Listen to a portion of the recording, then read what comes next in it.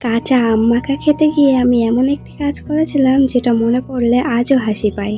আজ আমি বানাচ্ছি টক ঝাল কাঁচা আম মাখা, আর এটা দেখলে আমার একটি ছোটবেলার ঘটনা মনে পড়ে যায়। এটা বানাতে বানাতে চলো তোমাদের সাথে সেটা শেয়ার করি। আমি ছোটবেলা থেকেই কাঁচা আম দেখলেই পাগল হয়ে যেতাম।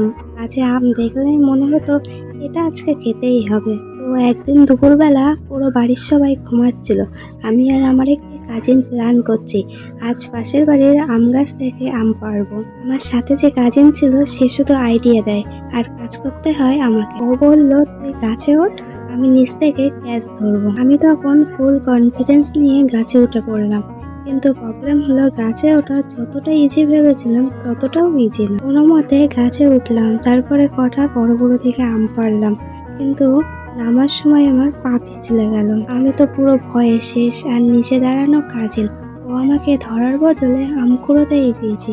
আমি সামহাও নেমে এলাম, কিন্তু পুরো জামাটাই নোংরা হয়ে গেছিল। তারপর আমরা দুজনে লুকিয়ে লুকিয়ে আম কেটে তাতে লেবু পাতা, কাঁচা লঙ্কা, মরিচ, গুঁড়ো লঙ্কা, তেঁতুল, সাদা লবণ, বিট লবণ দিয়ে মাখা বানালাম।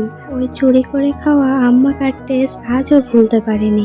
কিন্তু আসল সমস্যা তখনও বাকি। বাড়ি ঢুকতেই মা বলল, জামা এত নোংরা কেন? আমি নার্ভাস হয়ে পড়লাম। আমি ওই পড়ে গিয়েছিলাম। মা তখন সন্দেহের চোখে তাকিয়ে আছে।